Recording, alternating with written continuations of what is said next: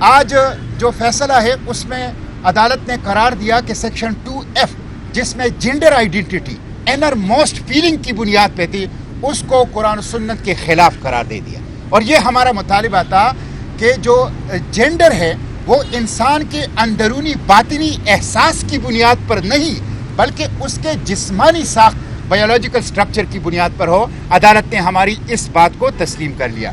دوسرا، عدالت نے سیکشن 2 and 3 کو قرآن و سنت کے خلاف قرار دیا. سیکشن 2 and 3 میں ٹرانسجینڈر کی ڈیفینیشن کی گئی ہے اور وہ ڈیفینیشن یہ ہے کہ ایک شخص مرد یا عورت ہوگا جسمانی طور پر لیکن ذہنی طور پر اپنے آپ کو اس جنس جو اس کا جسمانی طور پر ہے اس کا الٹ سمجھا جائے گا تو اس کو حکومت تسلیم کرے گی. تو اس کو کالعدم قرار دیا کہ جسمانی ساخت کے الرام جو ذہنی بیماری کی وجہ سے ایک شخص اپنے آپ کو سمجھتا ہے وہ قرآن و سنت کے خلاف ہے. اسی طرح سیکشن 3 کو جس میں سیلف پرسیوڈ جینڈر آئیڈینٹی کا حق دیا گیا ہے اپنی مرضی کی صنفی شناخت کہ ایک بندہ مرد ہو یا عورت ہو اور وہ جائے نادرا کے پاس کھڑا ہو جائے اور جو اس کا جنس ہے اس کے الارم اس کو بتائے کہ میں یہ ہوں اور مجھے رجسٹر کیا جائے اور نادرا اس کو CNIC اور اس کے ساتھ پاسپورٹ اور ڈرائیونگ لائسنس اس کی تخیل کی بنیاد پر جاری کرے نہ کہ اس کی جسمانی ساخت کی بنیاد پر. تو اس کو کہتے ہیں اپنی مرضی کی صنفی شناخت سیلف پرسیوڈ جینڈر آئیڈینٹی. اس کو قرآن و سنت کے خلاف قرار دیا.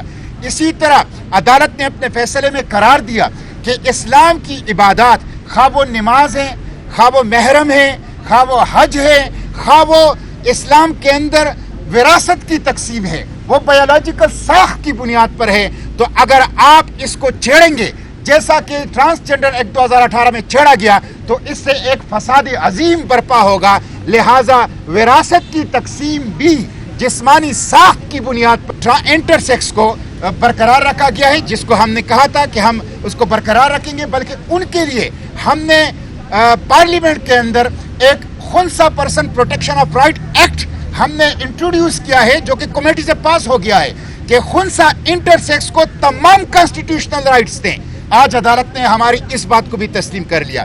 اسی طرح ہم نے کہا کہ یونک جو موجود ہیں وہ بندہ اپنے آپ کو یونک تو نہیں بنا سکتا کہ وہ خلق کے اندر تعیر ہے لیکن جو ہے وہ کیسٹریٹڈ مرد ہے وہ مرد کی کیٹیگری میں فال کرتے ہیں ان کو مردوں کے حقوق حاصل ہیں ان کے ساتھ ڈسکریمنیشن نہیں ہونا چاہیے اور ان کو مردوں کی حیثیت سے تمام کانسٹیٹیوشنل رائٹس جو ہیں وہ ملنی چاہیے. اس کو بھی عدالت نے تسلیم کیا. تو میں سمجھتا ہوں آج جمعے کا دن ہے.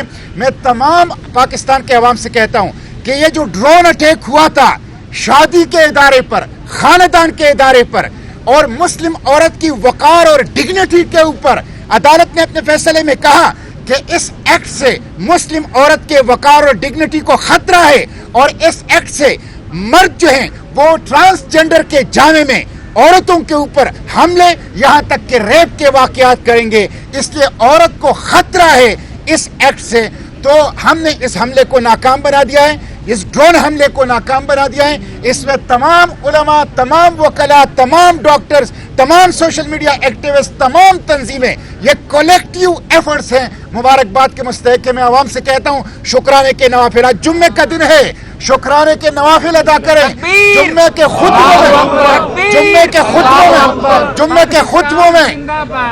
کے خطبوں میں علماء اور ان وکلاء اور ان سوشل میڈیا ایکٹیوسٹ اور تنظیموں کے لیے دعائیں کریں جو اس ہماری جو اقدار اور روایات اور شرم و حیا اور شادی بیاہ کے ادارے اور خاندان کے ادارے پر حملہ آور ہوئے تھے اس کو جنہوں نے ناکام بنا لیا ان کے لیے دعائیں کریں. اس کے ساتھ انشاءاللہ کانسٹیٹیوشن کے جو اسلامک فاؤنڈیشنز ہے اس کی اسی طرح حفاظت کریں گے. پارلیمنٹ کے اندر بھی کریں گے عدالتوں کے اندر بھی کریں گے میڈیا میں بھی کریں گے پبلک میں بھی کریں گے انشاءاللہ. میں اب حکومت سے مطالبہ کرتا ہوں کہ کانسٹیٹیوشن کے آرٹیکل 203D جس میں غیر مؤثر ایک طرح سے بنایا گیا ہے فیڈرل شریعت کوڈ کو اس کو جو میری ترمیم ہے اس کو ایکسیپٹ کر لے. اسی طرح وقف پراپرٹی بل میں جو میری ترامیم سٹینڈنگ کمیٹی سے پاس ہو گئی ہے اس کو ایکسیپٹ کر لیں. آرٹیکل 37H میں شراب کے اوپر پابندی کا جو میرا دستوری ترمیمی بل ہے اس کو ایکسیپٹ کر لیں. ہم مل کر انشاءاللہ پارلیمنٹ، عدالت اور میڈیا میں اسلام کے اقدار کی حفاظت کی جنگ لڑیں گے. متفق ہو کر لڑیں گے، متحد ہو کر لڑیں گے، ہر قسم کے تفریق سے بالاتر ہو کر لڑیں گے. عوام کو میں مبارکباد دیتا ہوں. آج قانون بنائے توبہ بھی کریں.